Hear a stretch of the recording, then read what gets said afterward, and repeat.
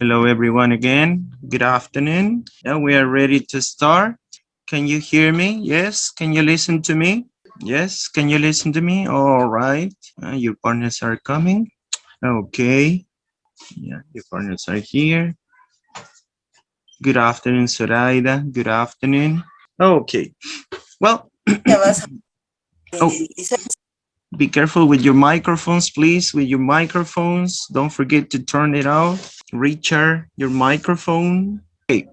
So, as you know, today we're going to start a new module that is related to phonology. But before passing to phonology, we're going to finish with some consonants that we couldn't do the last session. All right. So we're going to give here a fast feedback, a quick review, because as you know, I gave you some web pages. All right, Richard. Please, your microphone. Don't forget to turn off your microphone. So, as I was talking to you, so we are going to make a quick review about these consonants, these last consonants that you have in your material.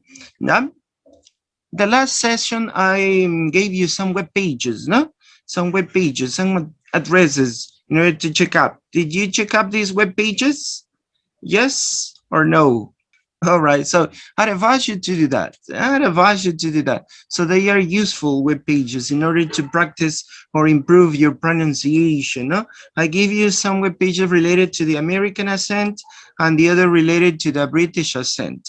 So it's very important to check out these web pages. And I will also give you an app, no? An app related to pronunciation and using the different symbols, no? The different symbols which represents each sound, no? That we have in English language. So let's start. Here we have in this part, two consonants. Remember that they are fricative consonants. They are fricative consonants. We have the consonant sh and the consonant sh, sh, sh. Remember, fricative palatal sounds or palatal or post-palatal sound. Oh, here you have post-alveolar, post-palatal sounds. Now, so here we have the place and the manner. No, the manner, remember, this is a fricative sound because they are produced by the friction of the air and the articulators. No? That's why they are called fricative sounds. So don't forget, the first symbol represents the voiceless sound, sh, and the second symbol represent the voice sound. No? Remember, voiceless, no vibration. Remember, no vibration. And voiced means with vibration. No? Voiceless, voice. No? Remember that there are some consonants that we work in pairs. No? Most of the consonants we worked in pairs. No? One is voiceless and the other is voiced. So let's start with the first one, the voiceless one. So as I told you, this sound is produced. Notice here, I'm going to show you the picture. Now you have to move your tongue to the post-alveolar part or palatal part, and you have to release the air. No? So fricative means that they are not going to touch each other. If you can see here the arrow means the airflow, no, the airstream. So the airstream is continuous. You don't stop the air, all right? It's a continuous sound, and it produces friction. That's why we call this a fricative sound, no? Fricative sound. As you can see here, there is no voicing, no voicing, so it means no vibration, no vibration. The sound is similar to the sound that we make in order to represent silence, no? Shh. No, you want your students to be quiet, to keep calm, not to make a lot of noise. So you say, shh, please, shh, silence, shh, shh, shh. This sound, we produce it when we have this context. Oh, some of you is coming. All right, Diana, good afternoon. Don't forget to turn off your microphones, please. Don't forget to turn off your microphones. Okay, so here you have the sound. Remember, the sound is shh, shh. Notice my lips. You have to protrude your lips. Shh, shh, shh. And this is the sound that we are going to do. Sh. Let's pass to the sound and spelling. Sh is usually spelled with the letters SH. Remember, don't get confused with the letters and sounds. SH, sh. It is sometimes spelled with this, so it's usually spelled with these letters. For example, in the words shop, fashion, cash, fresh, wash, mushroom. You have the sound sh, sh. But this sound also has other spellings too. For example, you have with the letter C, ocean, with the letter CH, delicious, oh, machine, sorry, machine, with the letter CI, delicious, special, with the letter S, sugar, sure, with the letters double S, Russia, and with the letters TI, international. Notice that the spellings can vary. No, you can vary according to the spelling, but the most common spelling of this sound is the letters SH. No, shop, fashion, cash, fresh, wash, mushroom. Now, here you have some sentences. No, this is a very special pronunciation machine. Special pronunciation machine. 2, all our food is fresh and we serve delicious international specialities. Specialities. Don't forget about the sound. Shh. 3, you didn't put sugar in my tea, did you? No, are you sure? Shh. Remember, this is the sound. Now, the other sound is the similar sound to the previous one, but the difference now is just in the vibration.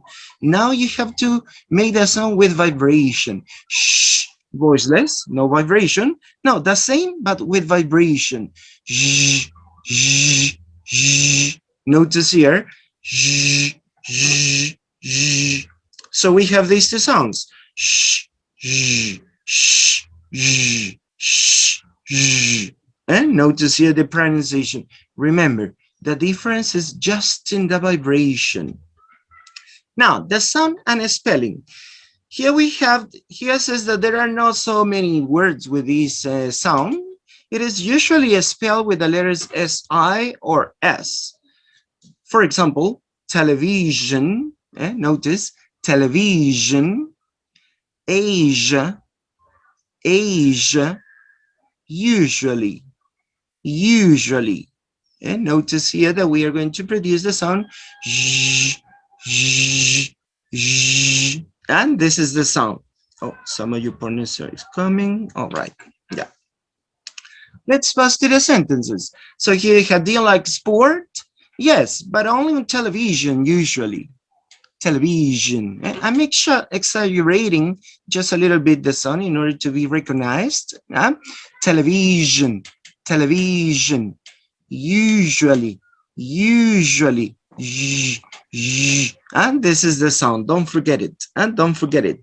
So here we have these two sounds. Remember, these two sounds, the sound sh and the sound sh.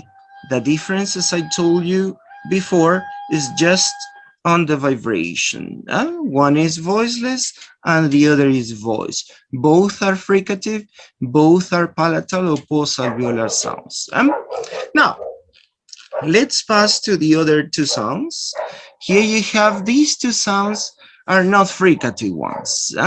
They are affricate ones, affricative sounds. So if you could notice these sounds, I'm going to make it bigger. Oh, yeah. Here it is. If you notice these symbols, so we have a combination. If you notice, we are going to combine two sounds. If you notice, we're combining two sounds. For example, the first one, first you produce the sound t, t, t, and then you produce the sound shh, shh, shh. So you join these two sounds and produce just one sound, and you say ch, ch, ch. Notice. Now, the second is similar. So you produce first the sound d, d, d, the alveolar, and then you pass here to the other sound that is post-alveolar, fricative. Zzz, zzz, zzz. So you join these two sounds and produce a new one that is j, j, j. Notice here that the first sound is ch, the second sound is j, j. It's a combination, if you notice, it's a combination of a stop sound that is ta with a fricative sound that is sh, ta, sh, ch. The second one is the same. First, the sound da, that is a stop, and then the second sound that is fricative. Sh, sh, sh. So, j, j. Notice here, so this affricate, remember, these are affricate sounds, these are affricate sounds, and they are produced, remember, they are produced combining a stop sound plus a fricative sound. These are the sounds that are unique, yeah? There's just two affricate sounds. In our language, in Spanish, for example, we have just the first one, the sound ch, no the second one. We don't have, in Spanish, we don't have the second sound, that is a voice sound. We have just the voiceless one. For example, when you want to say chompa, chaleco, chosa, ch, ch, ch. But we don't have the second one, that is j, j, j. All right? For example, here you have chips and juice, j, j, j, juice. All right? Okay, let's start with the first one. We are going to analyze the first one. Remember, as you can see on the picture, we have two movements. And notice here that we have two movements. First, we're going to produce the sound ta, and then we're going to produce the sound sh. So we have two movements, all right? We're gonna have two movements. Notice here that we have these two movements. First, t, alveolar, stop, and then we pass to the post-alveolar or palatal sound, fricative. Ch, ch, ch. All right, so we have these two movements. Now, let's see. Let's pass to the sound and spelling. Ch is usually spelled with the letter CH, T, or TCH. Don't forget, we are talking about letters, the spelling, and the pronunciation sounds. Chips, choose, much, which, future. Notice, future, question, question, catch, watch, kitchen. So notice here the pronunciation of these sounds. No? Ch, ch. Remember, the sound is ch. Now, let's pass to the notes. Here you have some notes. The first note says, the name of the letter H has this sound, no? H, H. The second note, in the word check, the C and Z is pronounced with ch, and CH is pronounced k. So the words check, so here you have check, check, and check. Notice here you have a verb check, to revise, no? To revise. Check is the VL, it's like a VL, and check the nationality. So all of these three words are pronounced with the same pronunciation, the same sounds, check, check, check. So they are homophones. Notice here, they are homophones. So let's continue with the sentences. Which questions did you choose in the exam? Number 2, the picture in the kitchen is by a check artist. Check. And notice, check, check artist. All right. Now let's pass to the second sound, that is the similar, almost the same, just the differences in the vibration again. Ch, no vibration. Now The same sound but with vibration. J, j, j. As you can see here, it's a combination again of two sounds. No, again here you can see in the picture two movements. And notice two movements. First the alveolar and then the post-alveolar or palatal sound. So in order to produce this, and a vibration. Notice here on the picture that you can see. Notice here, this is the vibration. This is the vibration. So it means that you need to vibrate the sound. J, j, j. Okay, now let's pass to the sound and spelling. Sound and spelling. J is usually spelled with the letters J, G, GE, or DGE. J, jam, jacket, jeans, job, jet. With the letter G, general. With the letters GE, age, large. J, j. Remember, this is the sound. J, j. And finally, DG, fridge, fridge. And notice here the pronunciation of this sound. Also here you have another note, the letter G. Notice G, it has the sound. And the letter J, you can find the sound in these two letters. G, J, G, J. Don't forget it. With vibration, don't forget. With vibration. All right? For example, let me give you one example in order to differentiate the sounds. It's very important, as I told you before, to produce the correct sound, because if you change one sound, you are changing the meaning of word. For example, you have these two words. How do you pronounce these two words? Can you see the words? Yes? Can you say them?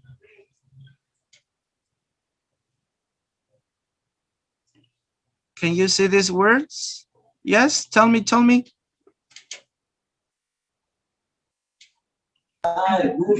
Jet, jet. Excellent. Oh, no, no, you cannot see it. Oh, tell me, please. Everyone can see these two words? Me, Zoraida. Zoraida, no, you cannot see them? Oh, what happened? Are you watching my screen? Yes? Yes, teacher. Okay. All right. Okay, yeah. So here you have these two words, as your partner says. The first word is jet, jet. And the second word has another sound that is yet, yeah. So you have this. So if you change these two sounds, you can have other meanings. All right, so don't forget, it's very important. That's why it's very important to produce the sounds correctly, not to get confused, all right, and the meaning of the sentence or phrase or what you want to say. All right. Oh, hello, hi, swear. Am I saying right? Yes, hey, swear, hi, swear.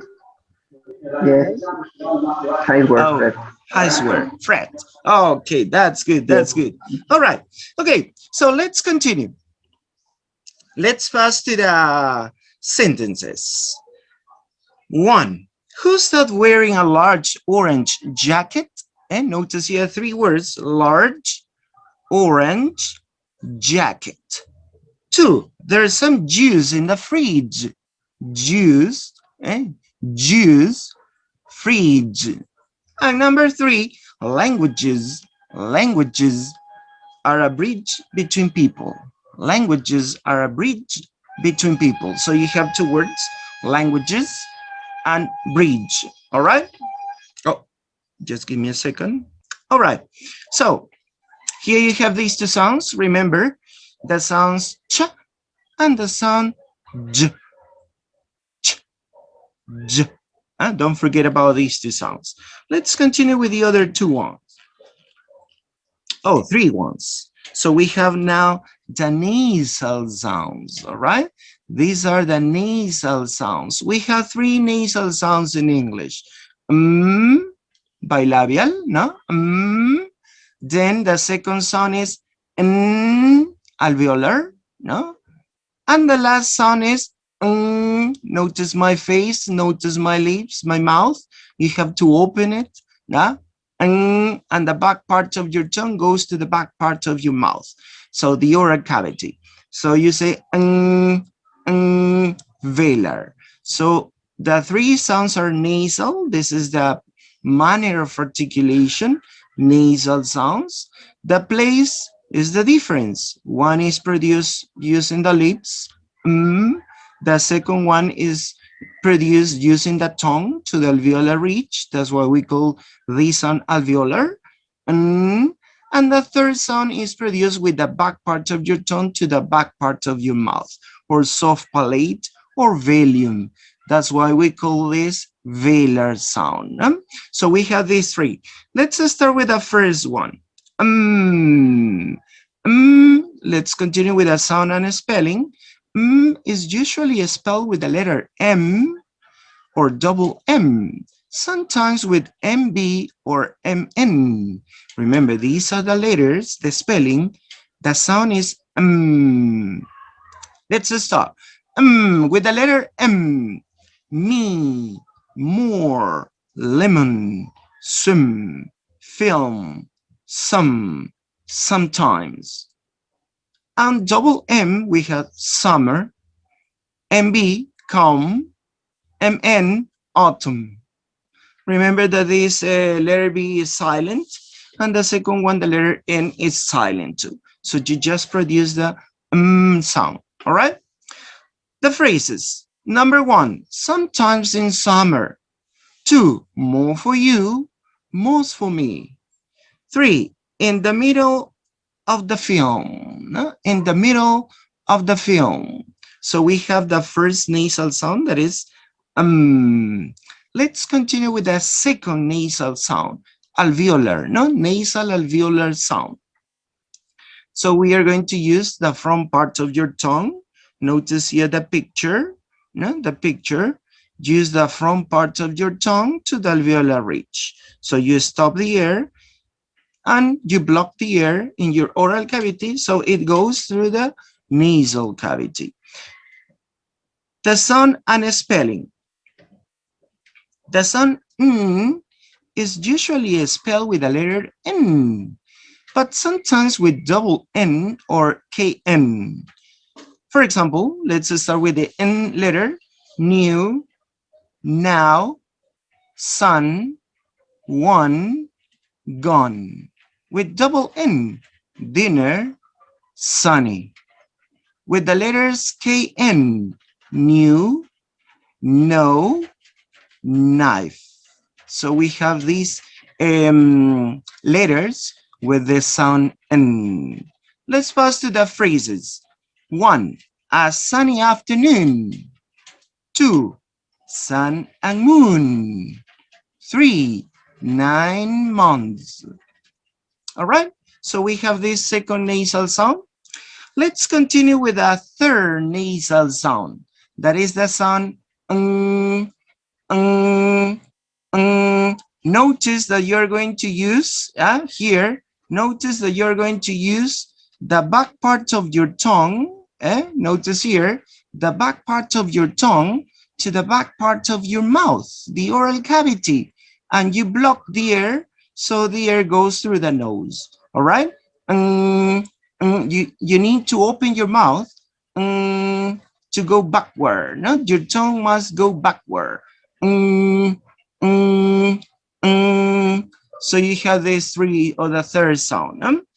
Let's continue with the sound and spelling.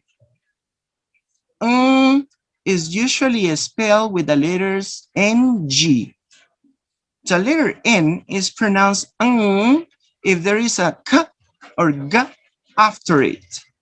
NG is sometimes singer, singer, and sometimes finger, finger. as I told you the last class, no, sometimes we confuse this sound and we add the g sound. Remember, singer, singer, singer, singer, no g sound. But in the second word, finger, so you have ng, all right? Don't forget about it. Now, with the letters NK, it's always pronounced ng, ng, ng. So, let's listen. First with the sound ng, remember, ng, evening, evening. Notice the back part of your tongue goes to the back part of your mouth. Yeah, your tongue must be backward. Evening, evening, long, long, sing, sing, singer, singer, thing, thing. Notice your tongue in the last word, thing, goes forward and backward. First with the dental sound, thing, and then goes backward. Thing, thing. And notice here, in order to recognize the movement of your tongue. Let's continue with the second. Nka, nka. So you have bank, thanks, think, uncle, uncle. And remember, the letter N is not pronounced like N, it's pronounced like N. Why? Because the next sound is a velar. So we produce here an assimilation process. Then in phonology, we're going to talk about the assimilation process. Then we have the Nga, Nga, Nga. So angry, angry, finger, finger, hungry, longer, single. So notice that we are going to produce ng. Let's pass to the phrases. Number one, thinking about things. Thinking about things. Two, a long evening singing songs. A long evening singing songs. Singing, singing, singing. All right, no g sound. And the last one, a hungry man is an angry man. Oh, this expression is very interesting. It's related to men. A hungry man is an angry man. Most of the time, most of the time. All right, so let's see the three sounds together. Remember, nasal sounds, the difference is in the place of articulation. Bilabial, alveolar, and velar. And what about the voicing, teacher? You didn't tell us about the voicing. They are voiceless, they are voiced. Remember, all nasal sounds are voiced. It means with vibration. Look at the picture. Here you have all of them. Oh, well, it's not in the picture. So all of them, remember, all of them are voiced with vibration. All right, don't forget about it. Okay, let's continue with the other sounds. This is a special sound. No? This is called a glottal, no? Glottal, fricative, voiceless sound. Glottal, why do we call this sound is glottal? Because we produce it in the glottis. Where is the glottis? You can find the glottis in the vocal folds or vocal cords. No, remember the glottis is the space that you have between the vocal folds or vocal cords. And this is the glottis in your throat. All right. So there is no voicing. Here it says there is no voicing. So the sound is like this. Open your mouth.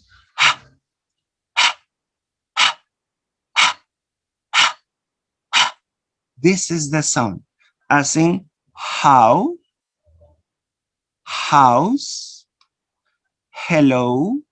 And notice that you have the sound here. You produce it here. All right. Now, let's see. Sound and spelling is usually spelled with the letter H Please don't get confused. The symbol and the letter is the same. Ah, yeah, teacher, this is H. No, no, no, no. The sound is not H. The sound is the letter is H. It's usually spelled with the letter H, but it is spelled WH in a few words. Listen and say the words. Hat, here, help, hot, how, behind, who, whose, whole. So we have the sound, remember, and this is the sound. But there are a few words begin with the silent letter H. For example, hour, honest. And you don't pronounce, remember, you don't pronounce the letter H. Hour, honest. Let's pass to the sentences. Hi, hello, how are you? Number 2, whose hat is this? 3, it's hot in here. 4, we had a whole month's holiday. 5, can you help me for half an hour? 6, who's who? And notice that you produce a sound. Now, here you have some part of phonology. The last part is related to phonology. And we call this elision because we're going to take out sounds. We're going to elide sounds. We are not going to pronounce some sounds. Normally you pronounce it, but when you connect words, you are not going to say these sounds. Look at the examples. First, I'm going to say it slowly. Yeah? Sometimes you don't hear sound at the beginning of he, him, her, hers, his, had, have, and has. Now, the normal pronunciation of these words is with the ha sound. He, him, her, hers, his, had, have, has. But when you connect words, you can take them out. Notice, first in a slow way, a normal pronunciation, all right? Is he there? No, you pronounce like this, right? Is he there? Yeah, your pronunciation is perfect. I'm not saying similar to the other cases that we saw last session.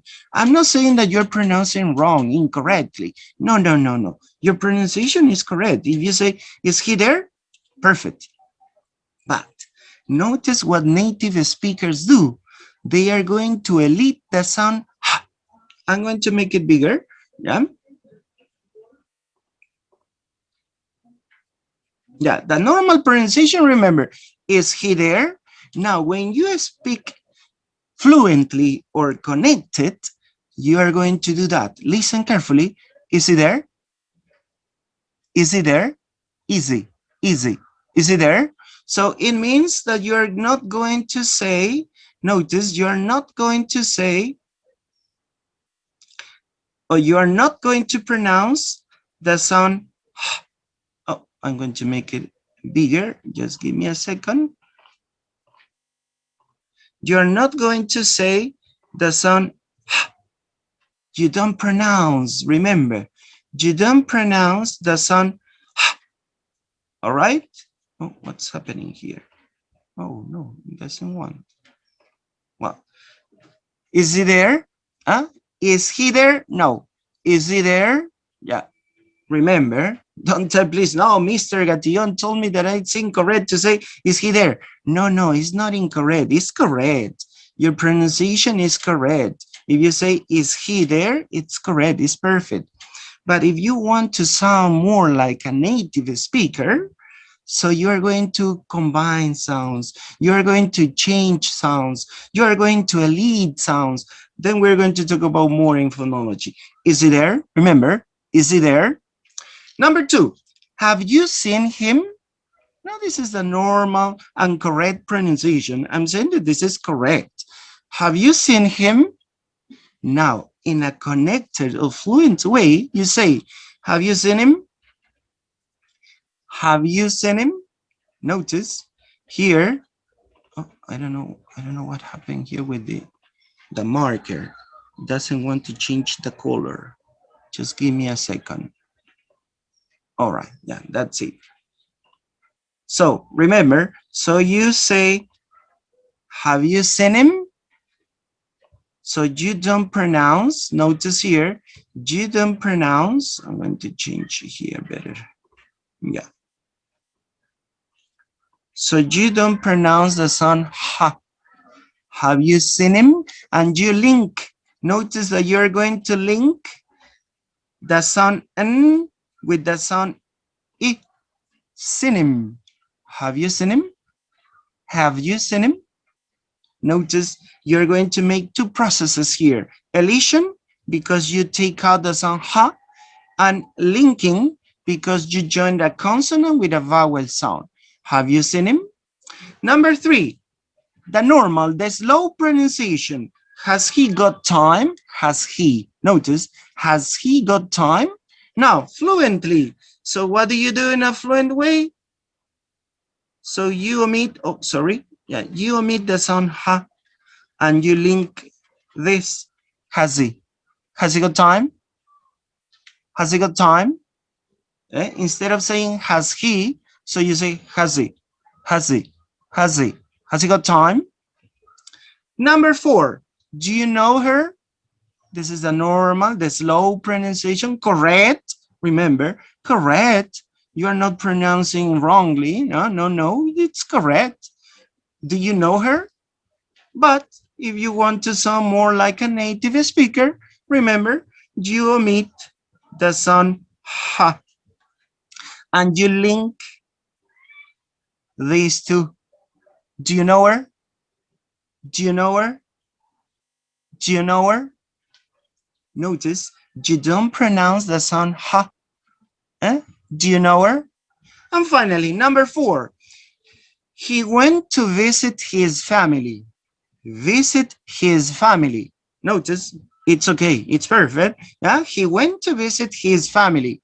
Now, in a fluent or connected way, again, you don't pronounce the sound ha, and you say, he went to visit his family.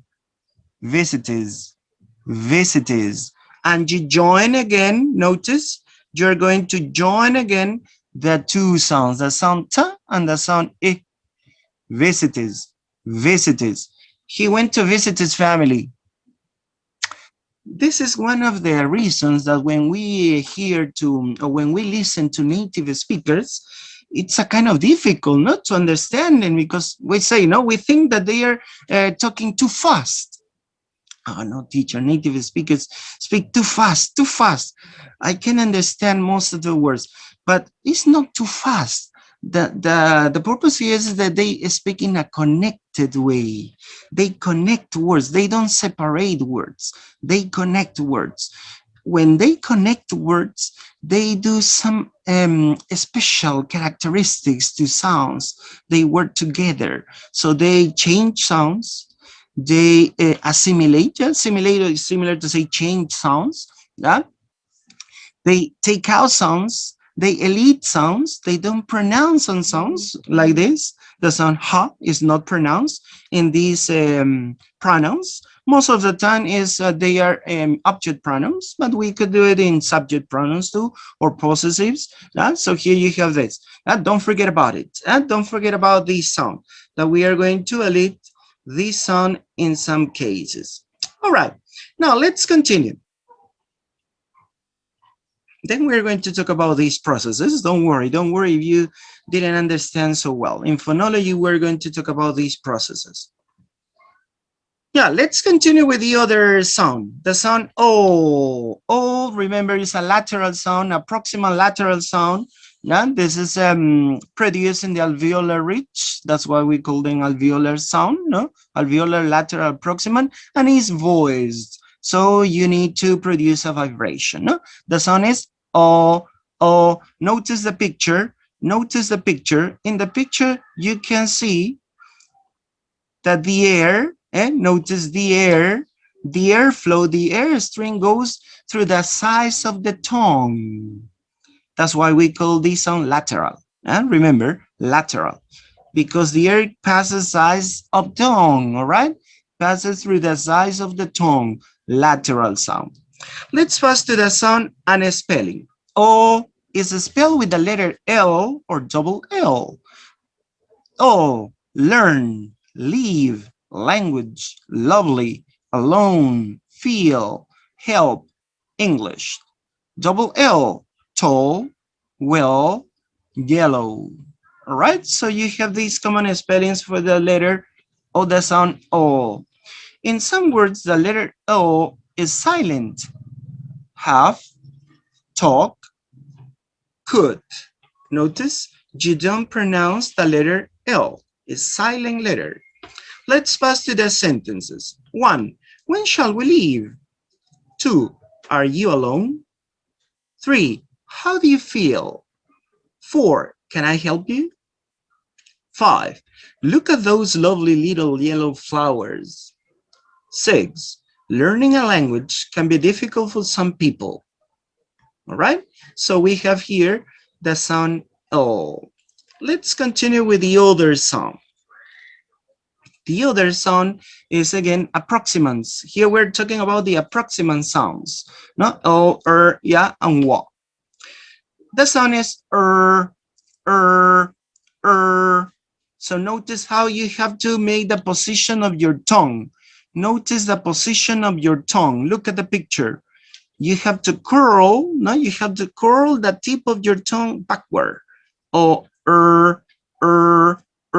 and with the sides of your teeth, you have to press your tongue, no? Here, and protrude your lips. All right? This is the way how you pronounce the sound So let's continue here with the spelling. Oh, sorry, I'm going to erase and clean the board. Now, is usually spelled with the letter R or double R. Don't get confused. Is the sound. The letter is R or double R, and sometimes WR. Listen and say these words. Read, ready, really, right, road, room, ferry, sorry, rap, rest, write, written, wrote. And notice here that you have these sounds. Now, listen and say these phrases and sentences. What are you reading? 2. I'm really sorry, your room isn't ready. 3. I don't know if I'm right or wrong. 4. Too much writing makes my wrist ache. 5. Traveling by ferry. 6. Wrapping presents for Christmas. Notice here the sound Now, let's pass here to the difference. This is a special or a common difference between the American accent and the British accent. Now, remember, no, in American accent, the is pronounced clearly. But in British accent, the letter is pronounced, in some cases, this sound is not used, all right? And sometimes you use it when you have a vowel sound. For example, listen to me. No full, 40. Notice, full, 40. But when do British people pronounce the when it's followed by a vowel sound? 4 eggs. Here, they pronounce the sound Notice, they don't say 4 eggs. No, 4 eggs, no. 4 eggs. Why? Because the next word starts with a vowel sound. So they insert for British people, they insert the consonant to join 2 vowel sounds. 4 eggs, 4 hours. So notice, 4, 40 is the normal pronunciation of this word. But when these words are followed by the next vowel starts with a vowel sound, so they pronounce the sound. Well, in American accent, or Scotland, Ireland, and southwest of England, no, as you can see here, they pronounce the sound clearly. No, 4, 40, 4 days, 4 eggs, 4 hours. so you don't have any problem.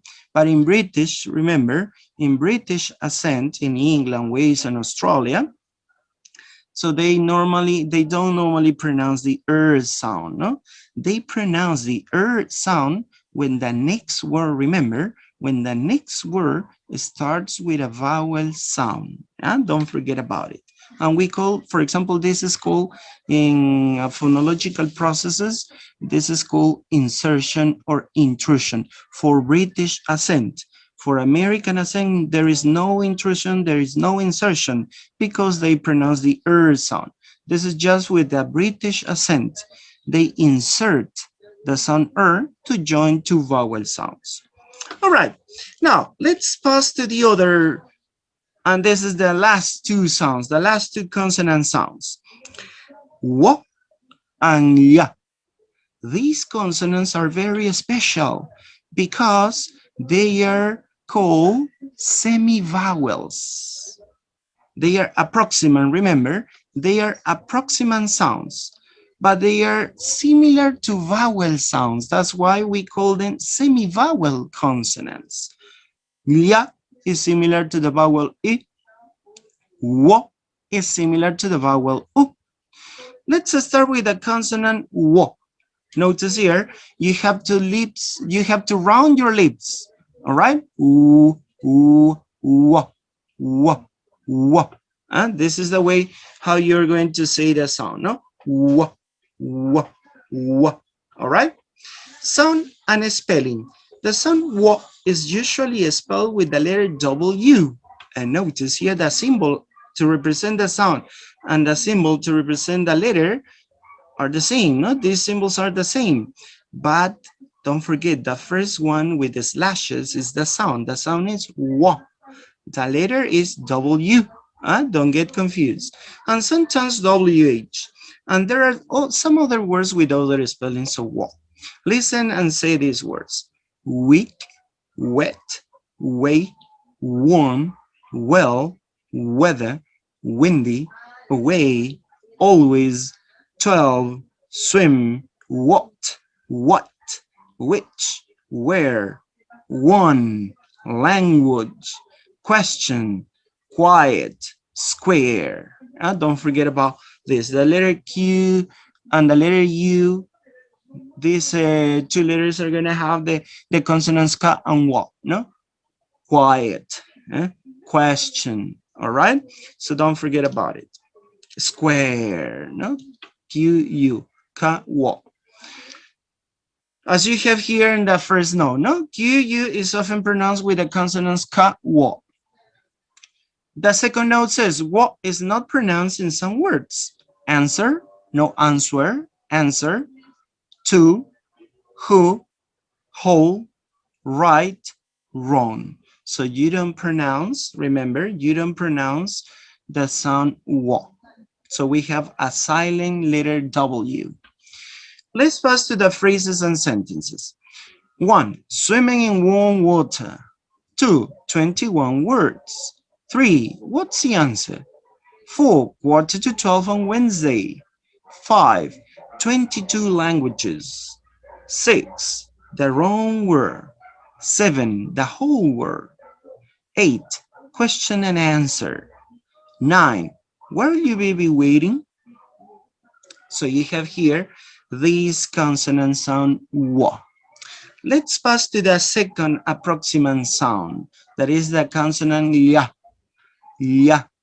Ya. Notice what articulators are you gonna use? So you use the central part of your tongue to the hard palate. So this is a palatal sound.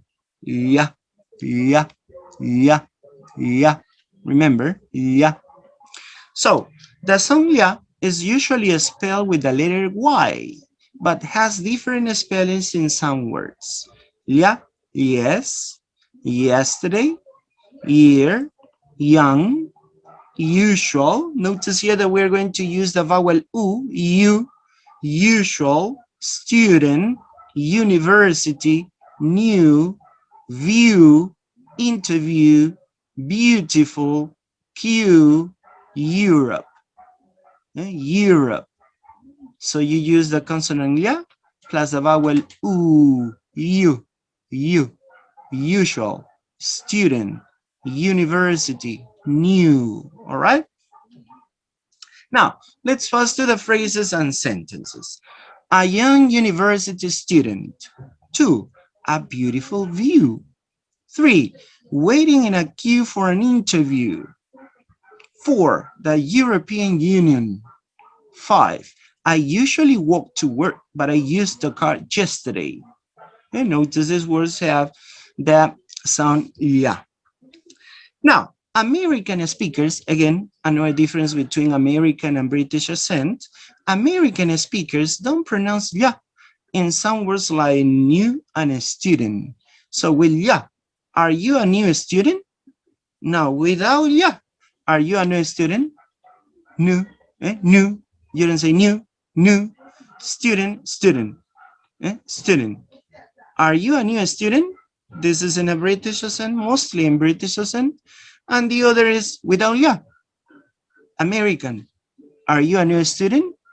And notice here a small difference between this American and British accent. All right. So with this part, we have finished talking about all the consonants in English. Remember that we have seen all the consonants in English. So let's pass now to the module that we are going to focus on this session, that is phonology. I'm going to share my screen again. Just give me a second. Yeah, can you watch it? Yes, can you watch it? Yes, teacher. All right. Okay, so we are going to continue with phonology. So in order to make a fast review, no, in the previous module, we have seen the difference between phonetics and phonology. Can you tell me, please, what was the difference between phonetics and phonology? We have finished with phonetics. Now we are going to start with phonology, but I told you in some aspects, we talked about phonology too. So can you remember what is the difference between phonetics and phonology? Please tell me. You can use the chat or maybe you can use your microphone. Tell me, please. Phonology is abstract. It's a system of names. Aha, that's it. Yes, yes, you're right. Phonology is related to the abstract sounds. The system. Yes, you're right. All right. Okay. And what about phonetics? Phonology is the abstract, the system, and phonetics. A study of production, transmission, and perception of speech sounds. Excellent. Very good. So phonetics is focused more on the production, the articulation, transmission, and perception of sounds. So it means that we are going to analyze the sounds in a physical aspect. Notice, phonetics focus more on the physical aspect of the sounds, the speech sounds, no, as your partner said. But phonology, as you can see here, we are going to get the knowledge of sounds, but we are going to study the sound patterns. Notice here, sound patterns in a language. So what does it mean, sound patterns? Sound pattern means the structures that we are going to make, joining sounds. Notice this is the difference with phonetics. In phonetics, we study the sounds in isolation, one by one. No, if you have seen, when we talk about vowels, so we analyze how to produce the sound E, the sound I, the sound U, the sound U, the sound A, E, O, one by one in isolation. But here in phonology, we are going to analyze these sounds, the same sounds, but as a group, as a system, as your partner says. No, that's why we here have this term, sound patterns. So the possible combination, what is the structure of this system, phonological system? No, remember that this is a system related to sounds, not letters, not letter sounds. And we are going to talk about phonemes and allophones. So let's start. Let's see, what is what phonology is. Remember, phonology is the study of the mental organization of a language sound system. That's why your partner said that this is abstract. The mental organization, how we are going to organize the sounds as a system. Remember, no, in order to make words, you have to join sounds, no? You are teacher, but also letters, yes, but first sounds, no? You use the sounds to make words. For example, the word pen is composed by three sounds, pa, e, n. So we have here a pattern, C, V, C, consonant, vowel, consonant. So we have a pattern here. There are a lot of words with this pattern, with this structure. Remember, pattern is similar to say structure. What is it composed? So remember, phonology is the mental organization of a language's sound system. Sound system, no letters. What are these units of organization? No, because if you talk about a system, so a system is composed by units, small, no? So from the biggest to the smallest. The biggest unit of organization are syllables or words, specifically syllables, because we join syllables and you have words. What is the middle unit of organization? Segments. What are the segment? Sounds. Remember, sound, segment. This is another term, yeah, that we use in order to talk about sounds. Segments. So why do we call them segments? Because we can replace them. Segments, as you know, the general meaning of segment is part of something, no? Part of something. This is a segment. So what are the segments? The phonemes and the allophones. Phonemes and allophones. And the smallest unit of organization is the future. Futures is similar to say characteristics. Yeah, the characteristics of these segments. So we have analyzed this, no? Alveolar, fricative, nasal, voiceless, voice. So these are the futures, the characteristic, the distinctive futures of these, of each sound, no? Of each phoneme. Remember, yeah? Phoneme. That's why we call here segmental phonology. Notice, segmental phonology. It means each sound, a segment. Remember, a segment, segmental phonology. There are hundreds of possible speech sounds. Remember, we produce hundreds of speech sounds. But teacher, a question. You told us the last session in phonetics that we have 40 sounds. Why you say here hundreds of possible speech sounds? Can you tell me that? Why? Teacher, I think you're wrong. Because last session in phonetics, we talked about that we have 40, no? 40 or more than 40 sounds. But here says that we have hundreds of possible sounds. What happened? Do you have an idea? We don't have just 40. We have hundreds of possible speech sounds. What's the difference? Teacher, what's the difference? No idea, no idea? Teacher, you are confusing us. maybe I'm confusing you. Yeah, remember, the last session in phonetics, we talked about 3 different terms to talk about sounds, no? Phone, phoneme, and allophone. Yes, can you remember about it? Yes, can you remember? Or no? No, nobody? Phone, phoneme, allophone. Yes. Okay, yeah. What is a phone? What is a It's phone? a sound. Yeah. A phoneme?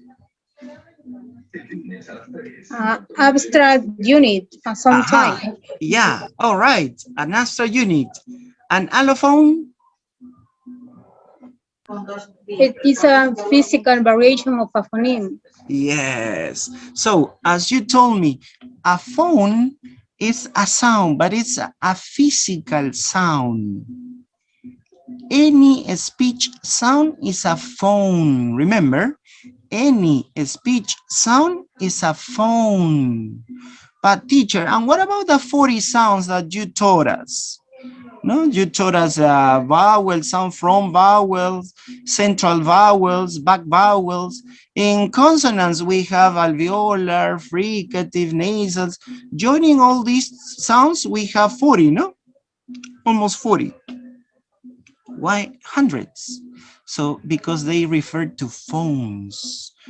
We produce hundreds of phones. Remember, speech sounds is similar to say the phones, the sounds that we produce physically. And we have a lot. And what about the other 40 sounds? These are the phonemes, the mental representation of sounds. And we have just a group of phonemes. No, we have 40 phonemes, but we have more than 100 phones. Why? Because each phoneme has allophones, 3 or 4 allophones, which are the physical variations of a phoneme. That's why here it says that we have hundreds of possible speech sounds, and don't forget about it. So each language only uses a few of these. So these are the phonemes. Notice these are the phonemes. What is of interest to phonologists is which sound contrast. Some sounds are going to have a contrast. Sound contrast, when their presence alone distinguishes forms with different meanings. This is what I told you before. If you produce a sound and you change to another sound, you are going to change the meaning. If you say eat, it. This is the pronoun, right? One is a verb and the other is a pronoun. So you change the meaning. Notice, eat it, eat it. So notice one sound, just one sound, change the meaning of words. So we have different meanings. So we have here this contrast. How do we call this contrast? We are going to call this contrast the minimal pair test. Two sounds contrast or are distinctive if you can find a pair of words that differ in only that sound that mean different things. Notice here, we have these two words. Pat, bad. The difference in these two words are just one sound. The first sound, right? The sound pa and the sound ba. Pa, ba. So we have two different sounds. Notice, two different sounds, and this sound changes the meaning of the words. So we call distinctive or contrastive. Notice here the name, and we call this a minimal pair. Remember, a minimal pair is a pair of words, just as the name says, a pair of words which are different just in one sound, not letters. I'm not talking about letters, sound. Just one sound is different. The other sounds are the same. If you notice here, the difference is just one sound, pa, pa. The other two sounds are the same, a, da, da, the same. You just change one sound. Don't forget that. And remember, we're talking about sounds, not letters. Sounds. Don't forget that. So they have different meanings. No? Pa, ba, contrast. So we have phonemes. So we say that they are phonemes. Why do we say that they are phonemes? Because they change meaning. Remember, they are phonemes because each sound gives another meaning. Pa, a, da, pat. Oh, it's an object. Ba, a, da is an adjective. It's a characteristic. Notice here. So you change the meaning just changing one sound, one phoneme. Remember, a phoneme, this is the characteristic of a phoneme. A phoneme is a sound which changes or distinguishes meaning of words. But what happened with the other case? Notice here, pat, pat. This is not a minimal pair. Why? Because they mean the same. These two words mean the same. These are different sounds physically. Notice, these are different sounds physically, but they don't change the meaning of words. So how do we call these sounds? Allophones. Allophones. Excellent, very good. Excellent. Allophones. They don't change the meaning of words.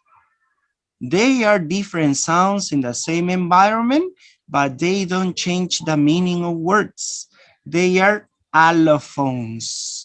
Notice the difference. Phonemes, sounds which change the meaning of words. Allophones, sounds which don't change the meaning of words. They are different. They are in the same position, but they don't change the meaning of words. Don't forget about it. So if we have this, we call this a contrastive distribution. Remember?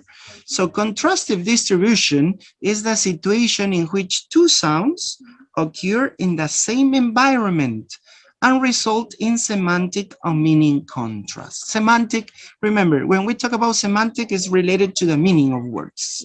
That's why here says a semantic contrast, because we have a contrast in meaning.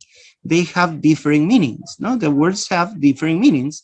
If you use these two sounds, they have different meanings. Another example, lap, rap. You have the consonant O and the consonant two sounds. The other two consonants, oh, sorry, the vowel and the consonants are the same, right? A, pa, pa. You just change one sound, remember? You just change one sound. So we call this minimal pairs. Don't forget about it. Don't forget about it. Minimal pairs. So a contrastive distribution, remember, a contrastive distribution is the situation in which two sounds appears in the same environment, in the same position. In simple terms, position, no? In the same environment, and they have or they give different meanings. And don't forget about it. So what is a phoneme? When two sounds contrast, they are parts of different phonemes. No, as I told you, pa, ba, they are different phonemes because they change the meaning of words. Phonemes are abstract mental units that represent sounds. Be careful, phonemes are not sound themselves. They are mental units representing sounds. Don't forget about the phonemes. Mental, abstract units, what you have in your mind. Remember that. The allophones, these are phonetic forms that don't contrast, make a difference in meaning, are called allophones. Here you have the sound ta and the sound ta. Notice here the H. Now the H symbol represents aspiration, remember? Yeah? So it represents aspiration. Yeah, don't forget about it. This H. This H represents aspiration. What is the aspiration? When you release the air, no?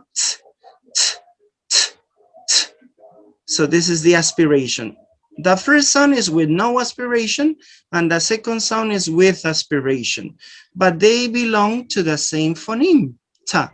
Notice the transcription. The transcription in the first two sounds is using brackets. And the transcription in the third sound, the last one, is using slashes. Allophones, remember, are the various pronunciations of a phoneme. That's why that we say in the first slide, no? We have hundreds of speech sounds. It means that we have a lot of phones because each phoneme has 3 or 4 allophones or phones or speech sounds. That's why here in the previous slide, say hundreds, hundreds of possible speech sounds. So notice here, phonemes are written between slashes, as I told you, no, slashes, and we call this the phonemic transcription. This is called phonemic transcription or broad transcription. This is a general, in simple words, general pronunciation of the sounds, no? A general, not a specific. Ta. So you have the sounds ta, a, pa. No more information about it. All right, but notice the other. The allophones or phones are written between brackets. To use the brackets. This is called phonetic transcription or narrow transcription. Notice the difference is the same word, tap, but now what is different? That you have a symbol, right? An extra symbol. What is the extra symbol? The H, no? At the top. The H at the top, what does it mean? Aspiration. So it is indicating that the sound ta is produced with aspiration. T, t. You release the air. Remember, aspiration is when you release the air. T, t, t. Tap, tap. So notice you use brackets. So you have two different transcriptions. Phonemic transcription. It's a broad transcription, a general transcription using slashes, and then you have a phonetic transcription. You use brackets. You are talking about phones. It means that you are giving a specific information how to produce the sound physically. Notice, this is the way that you are going to produce the sound physically. All right? So notice here the two differences between phonemes and allophones or phones. Now remember, the allophone is a phone. What is the difference between phone and allophone? That these are phones which belong to one phoneme. Just the difference, all right? Let's continue talking about, and you have here an example. Notice the phoneme is ta using slashes. Notice you're going to use slashes. All right? You use slashes. Ta. Phonemic, abstract, mental category, all right? What's in your mind, remember, it is what's in your mind. Now, the other two below, notice here the transcription, you use brackets. You're using brackets. So it's what you actually say, what you really say physically. You produce a ta sound with no aspiration, and you produce a ta sound with aspiration. For example, another allophone of the ta is the glottal ta. That is ra, ra, ra. When you say little, you don't say little. No, the normal pronunciation is little. But when you speak fluently, you say little, little. So you flat this sound. So you are producing an allophone too. All right? You're producing an allophone. 30, 40. You don't say 30, no? 40. You say 30, 40. So you're using allophones. Notice, you don't change the meaning of the word, no? Little or little, they are the same. The meaning is the same.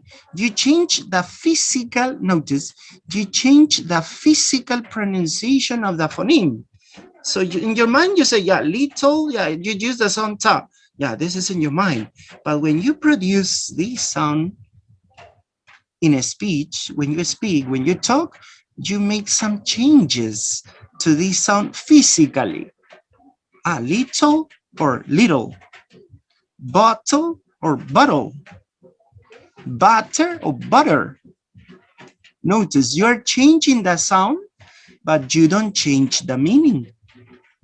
So you're producing allophones. That's why here says allophonic or phonetic realizations. What you actually say, remember, this is what you actually say. So notice here this example. Now we have the phoneme mental, and when you produce this phoneme, you have some variations, physical variations. That's why, going back again to the first slide, hundreds of speech sounds.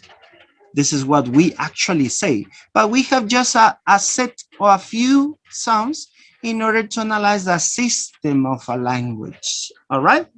Okay, let's continue with the other one. Sounds in context. Remember that in phonology, as I told you before too, we are going to analyze the sound not in isolation, together, how they work together. Each sound has a function inside a language. That's why we call about system. So let's see here. The pronunciation of a phoneme is often determined by the other sounds around it. The nearby sounds around a phoneme are called the environment of that phoneme.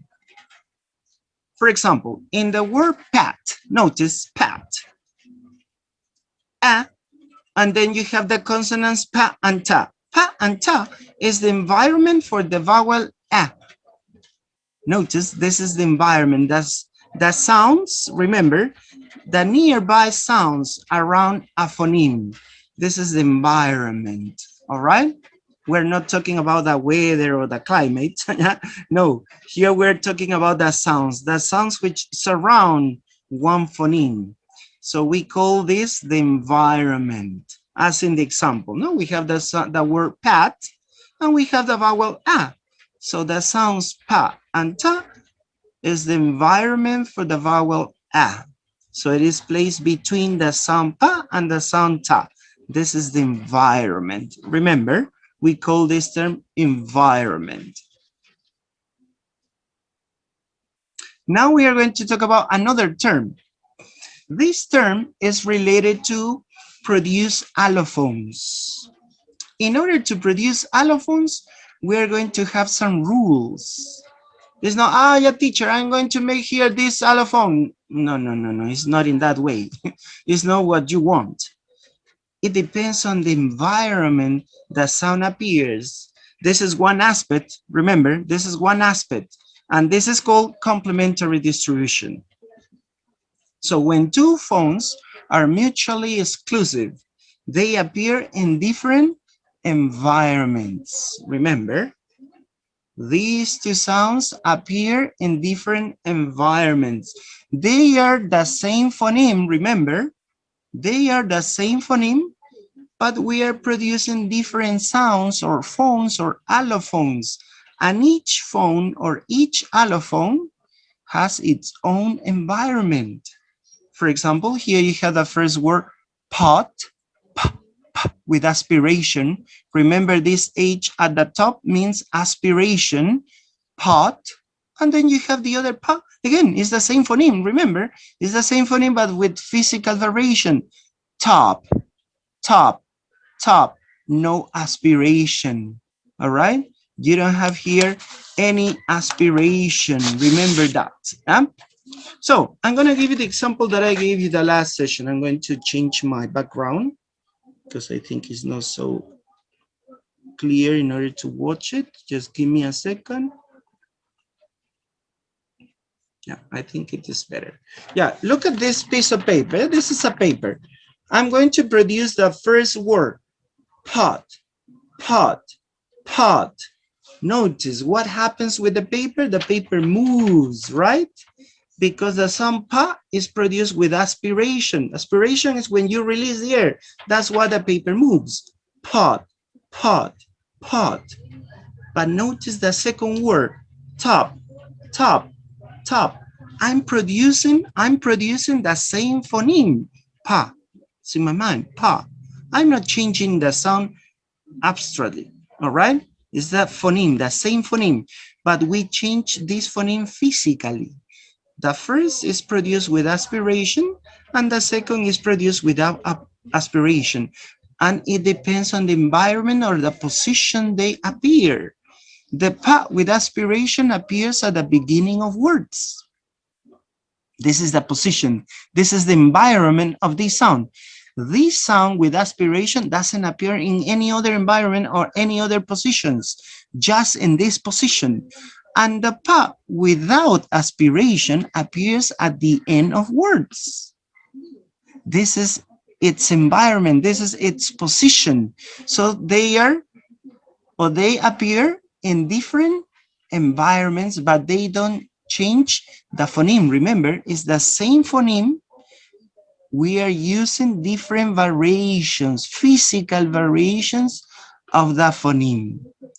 And it depends on the position. Notice, it depends on the position.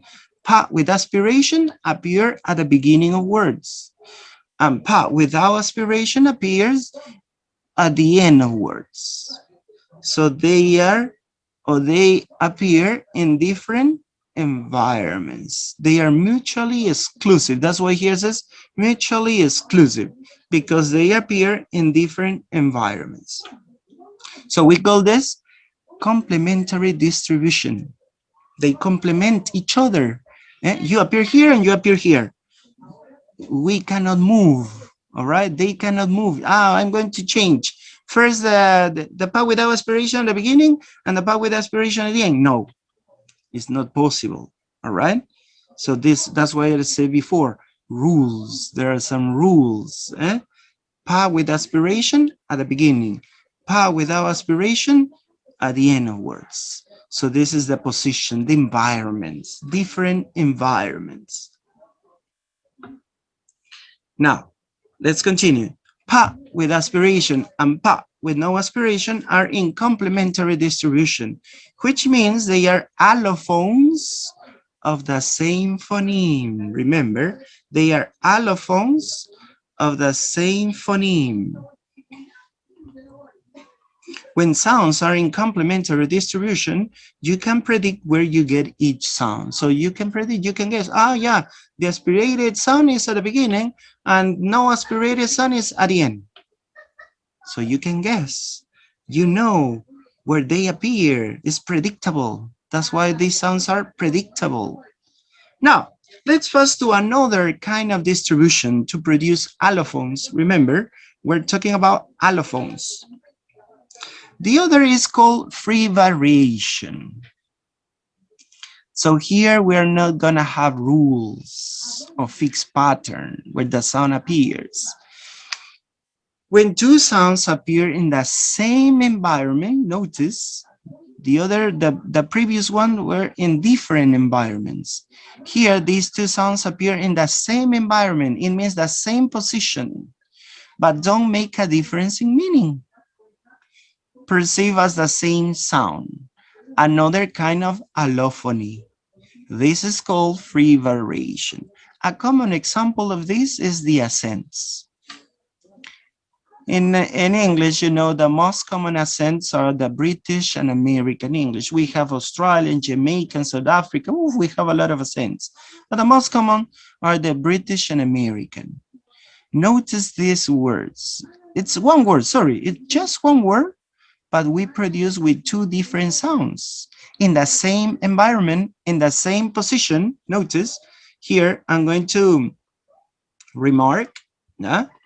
So we have this. Notice this too. All right, notice this too. In British, we say pasta. In American, pasta.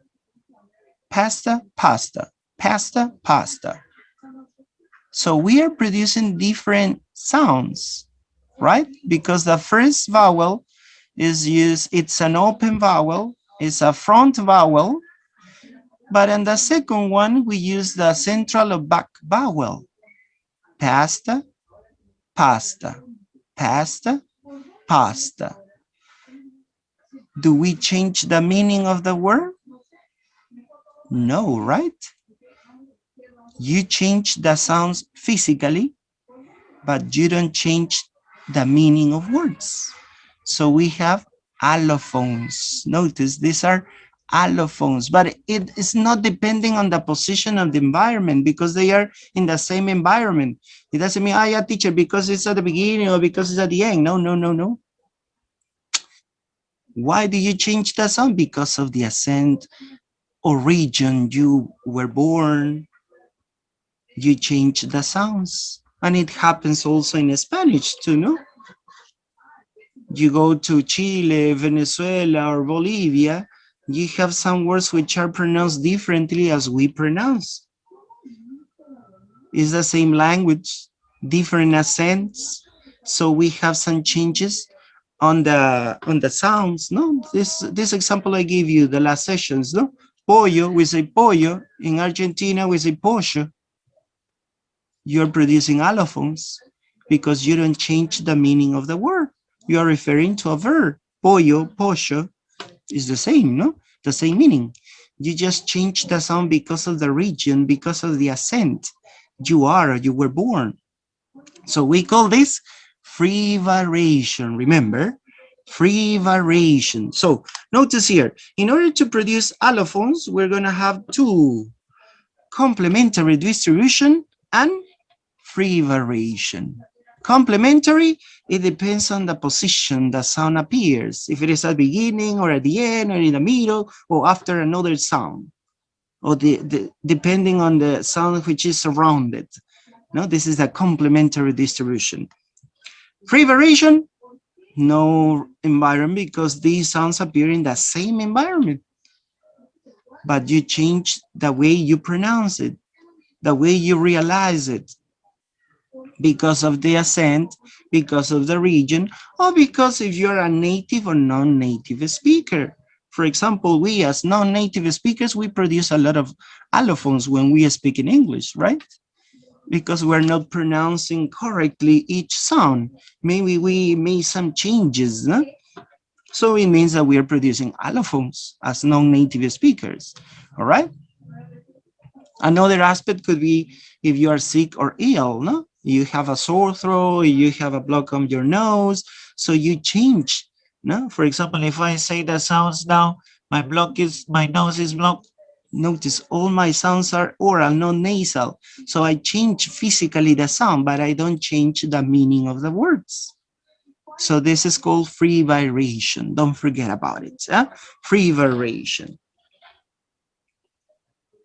So as a summary, phonemes are abstract mental unit of sounds. We have a here distribution, distinctive or contrastive, and we have the minimal pairs. So if we make a contrast between two sounds and they change the meaning of words, so this is distinctive or contrastive distribution.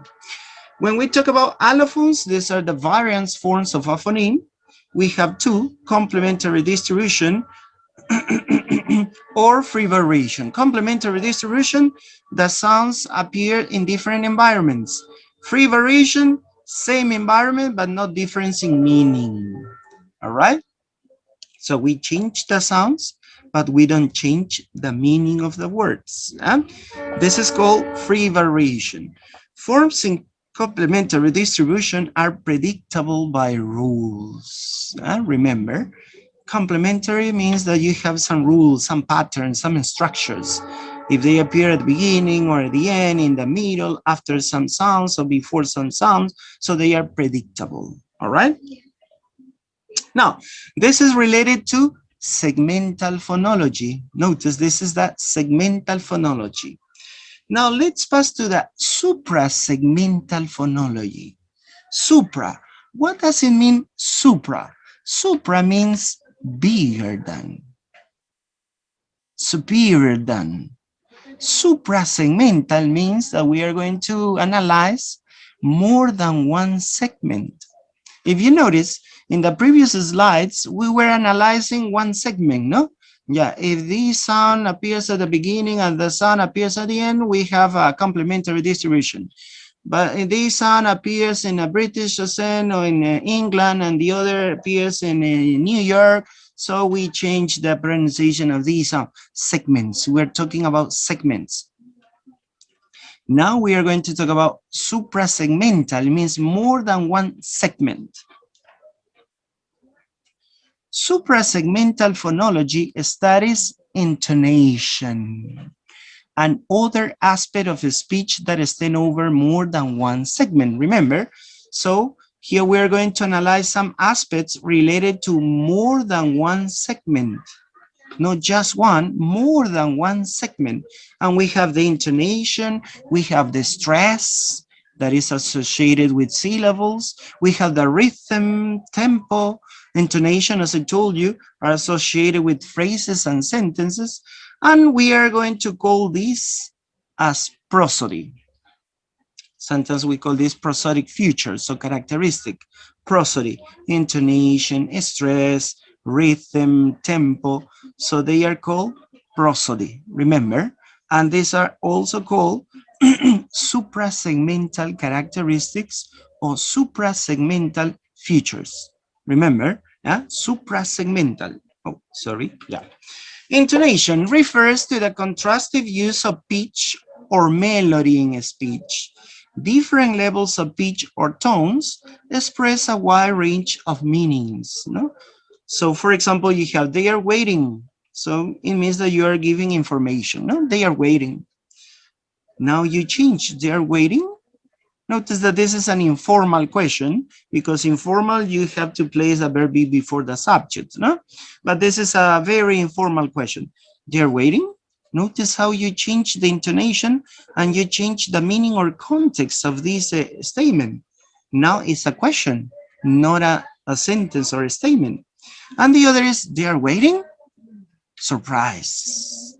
Notice how your intonation changes and change the way you express this statement, no?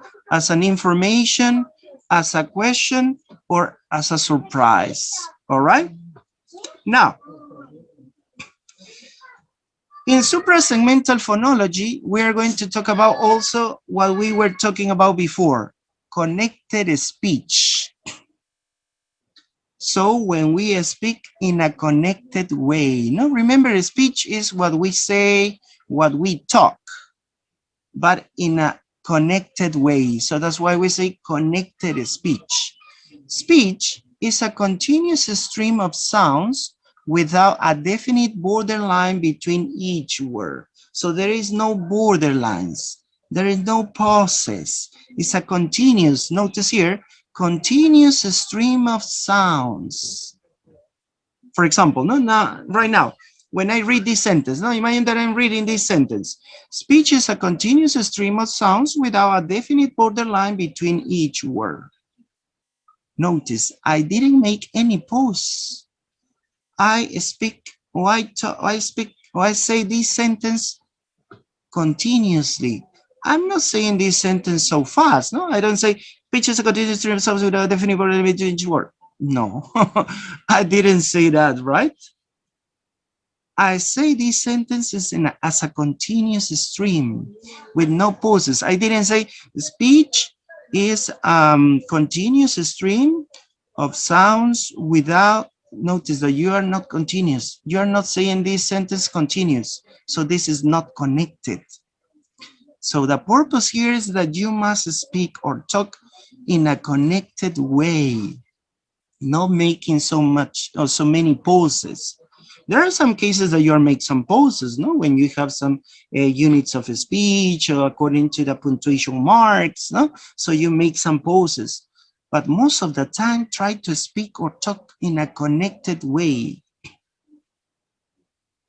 In order to do that, in order to speak fluently or connected, we are going to communicate and we are going to change the shape of words. Notice. We are going to change the shape of words. As a result, certain words or sounds are lost. Some phonemes are linked together while speaking.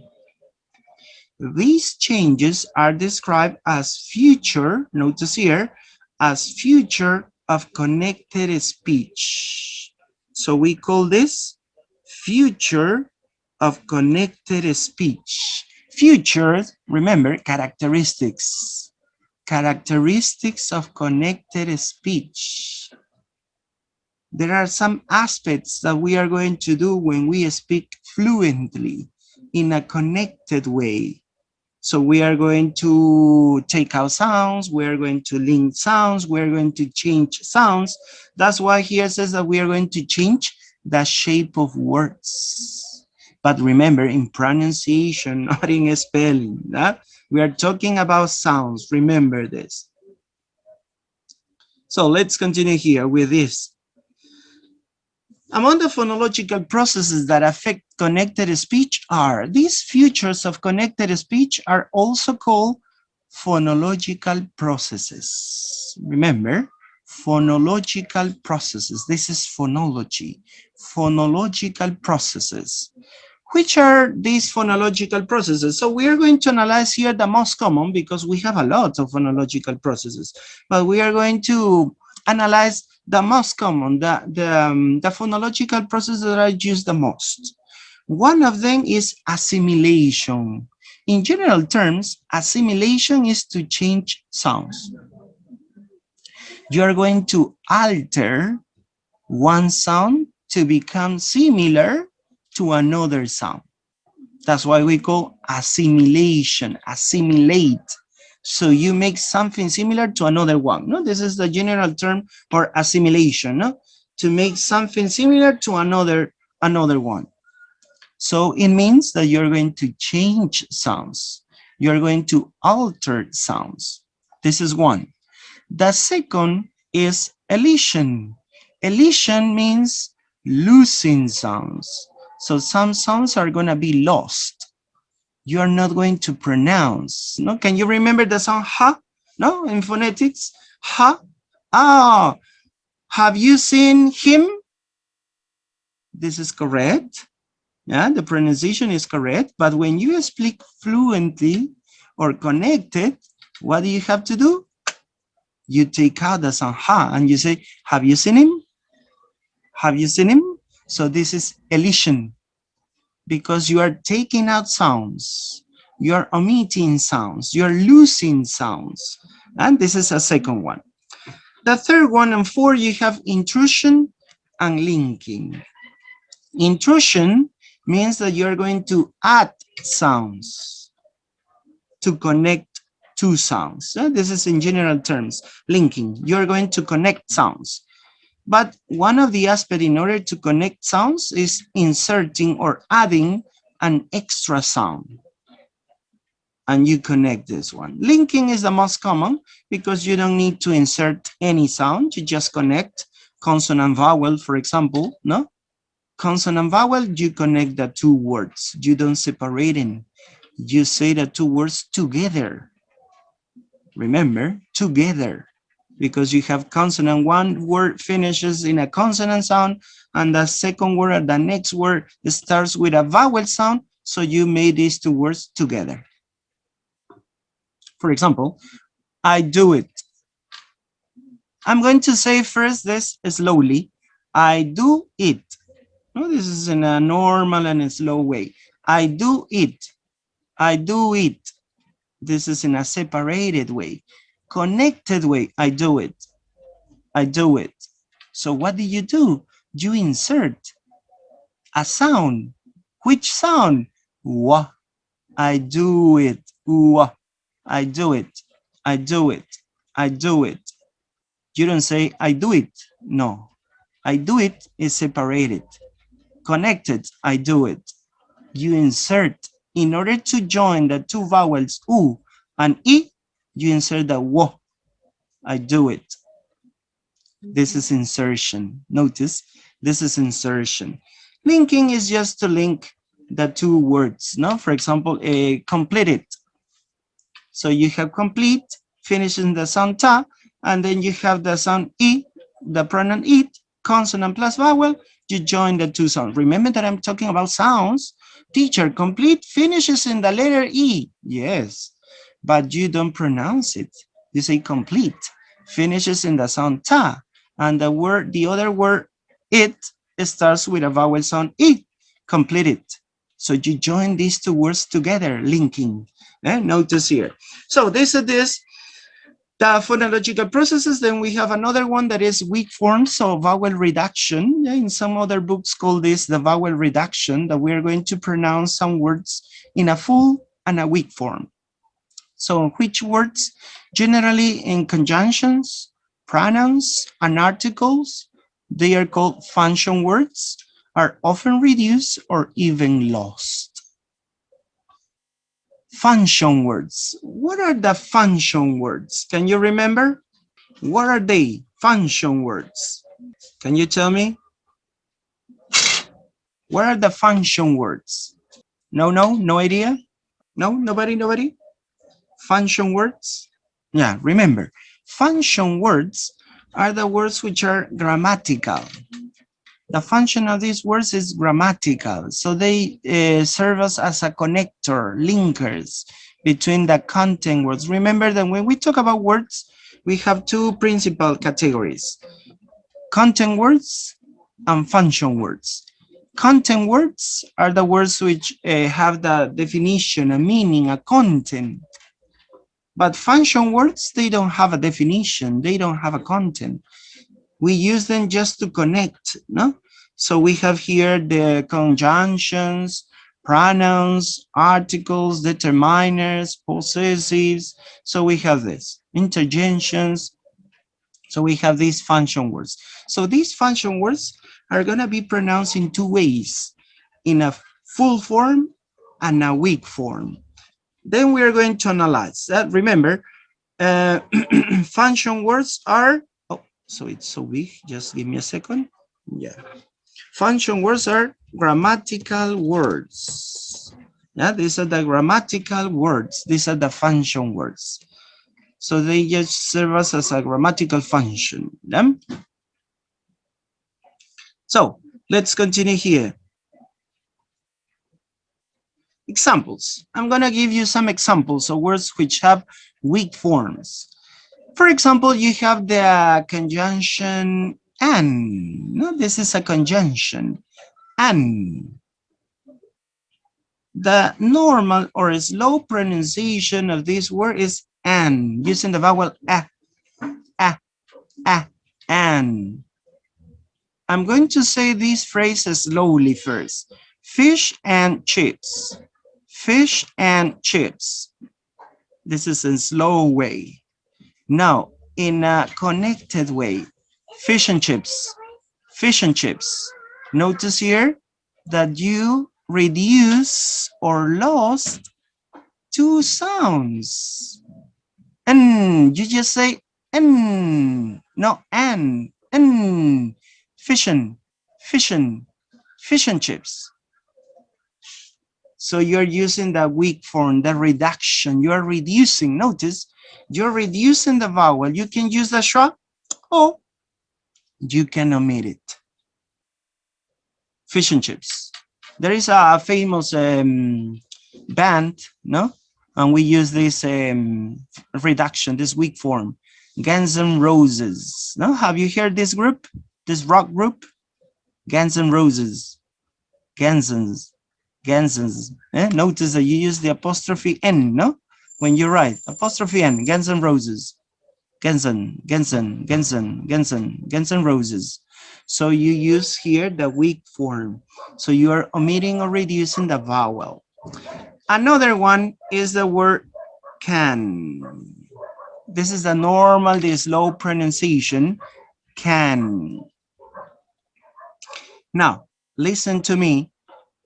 She can dance better than I can. Again, she can dance better than I can. Notice that I pronounce this word can in two different ways. I pronounce the first can using the schwa. She can dance, she can dance, she can dance. I use the schwa, she can dance. But the second can, I use it in a full form. I say can. She can dance better than I can. Notice, this word has two pronunciations. Full form here at the end and weak form here in the middle of words. She can dance better than I can. Weak, full. So this is the weak form, so vowel reduction. Remember, we reduce the vowel a to the vowel a, that is the schwa. She can dance better than I can. Notice here. The other one is the word of. Of. Notice, of. A cup of tea. What happened here? A cup of tea. So you reduce the vowel and you reduce also the consonant. You change the consonant into a voiceless one. A cup of tea. So you are making some changes. You are making some changes to the pronunciation of a normal pronunciation, no? A cup of tea. Another one, the verb, the auxiliary verb have. Notice again my pronunciation. Listen to me carefully. Have you eaten? Have you eaten? Yes, I have. The first have, I pronounce it in a weak form. Have you eaten? Have you eaten? Have you eaten?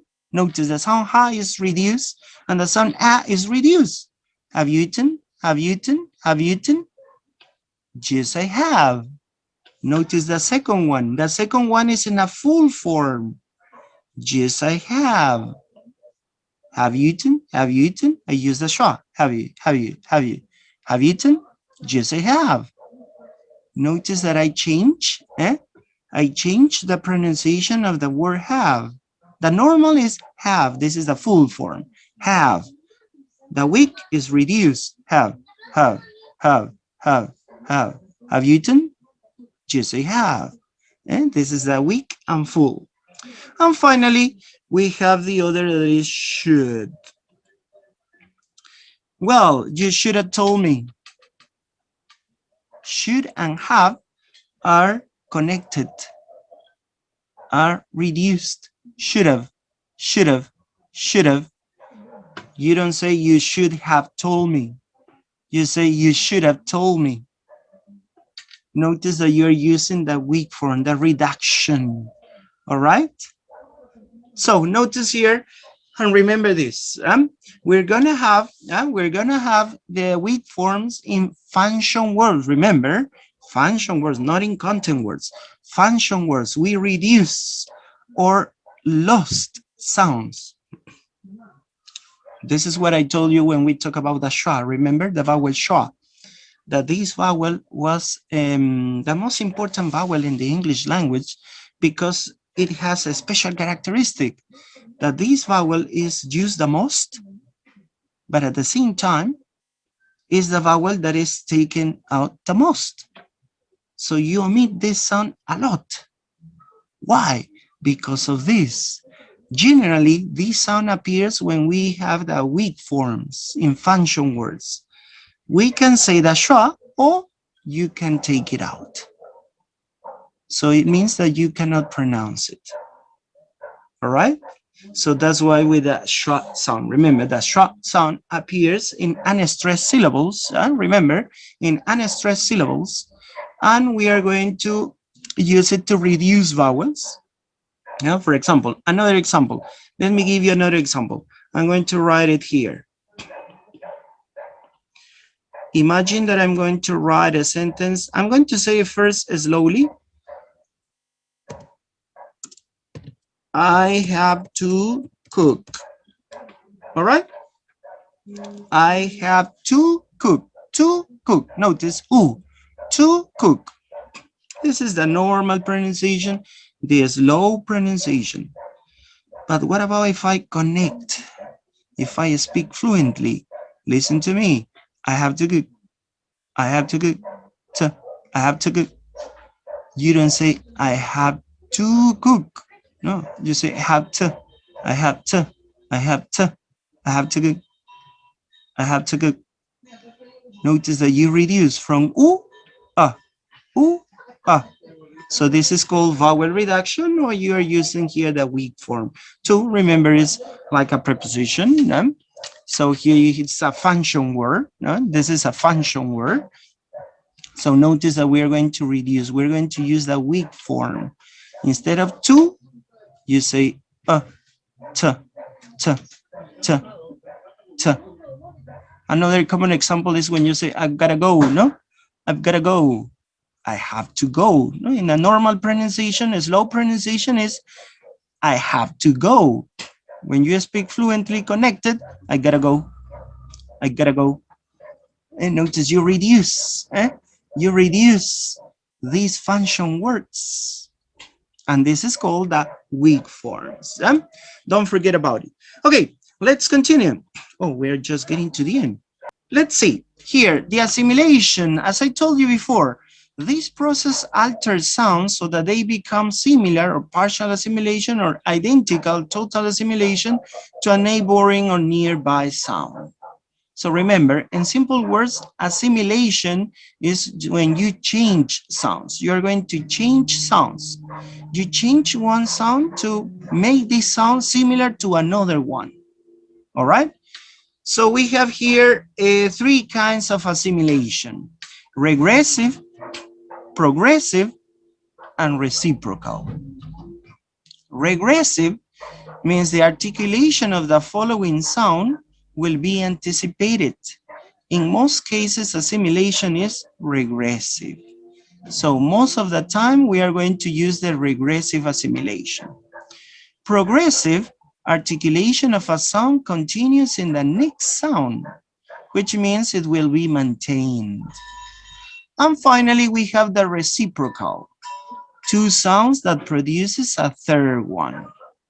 For example, here you have don't you. The normal, the slow pronunciation is don't you, no? Don't you. When you speak in a connected way, so you are going to join the sound ta, don't, and the sound ya, you. Ta and ya becomes the sound ch, the affricate, no?